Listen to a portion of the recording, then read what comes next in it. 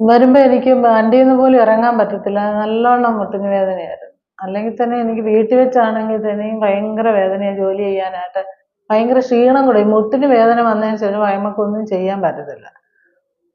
ജോലി ചെയ്യുമ്പോൾ ഭയങ്കര ക്ഷീണവും പിന്നെ നടന്നു പോകുമ്പോൾ ഈ നേരെ നടക്കാനും വയ്യ. കാല് വളഞ്ഞ് വളഞ്ഞ് അങ്ങ് പോവുകയും രണ്ട് മൂന്ന് തവണ വീഴുകയൊക്കെ ചെയ്യും. ഇവിടെ വന്ന് വണ്ടിയിൽ കുറേ നേരം ഇരുന്നിട്ടല്ലേ വണ്ടിയിൽ ഇരുന്നിട്ടല്ലേ വന്ന് ഇറങ്ങാൻ പറ്റത്തില്ല. അങ്ങനെ വല്ലാണ്ട് ചരിഞ്ഞ് വന്ന് കയറിയത്.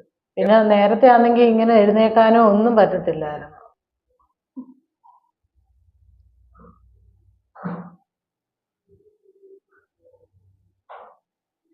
ഈ മുട്ടയിൽ ഇങ്ങനെ ഇങ്ങനെ ചെയ്യും. അല്ലെങ്കിൽ നമ്മൾ എന്തെങ്കിലും സാധനം ഉണ്ടെങ്കിൽ അതേ പിടിക്കും. അല്ലെങ്കിൽ ഇരിക്കുന്ന കസേരയെ പിടിക്കും. എങ്ങനെ ആയാലും എഴുന്നേക്കാൻ പറ്റത്തില്ല. അത് പിടിച്ചെങ്കിലേ പറ്റുള്ളൂ.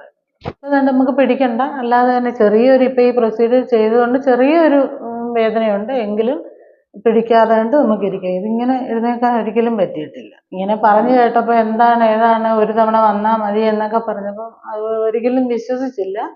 വന്ന് കണ്ട് ഇപ്പം അനുഭവം കൊണ്ട് മനസ്സിലായി ഇതിന് ഒത്തിരി മാറ്റങ്ങളുണ്ട്. എത്രയും വേഗം എൻ്റേതാണെങ്കിൽ അങ്ങ് കൂടിപ്പോയി. ഒത്തിരിയും കൂടിപ്പോയി. എനിക്കൊരു 10-15 വർഷത്തിന് മുന്നേ തൊട്ടേ ഇങ്ങനെ വേദനയുണ്ട്. പിന്നെ എൻ്റെ ജോലി അതുപോലുള്ളതായതുകൊണ്ട് സ്റ്റെപ്പുകളൊക്കെ കയറേണ്ടി കൊണ്ട് എനിക്ക് നന്നായിട്ട് തേയ്മാനം. ഇനി ഇല്ല, സർജറി വരെ പറഞ്ഞ ലാസ്റ്റ് കേട്ടോ.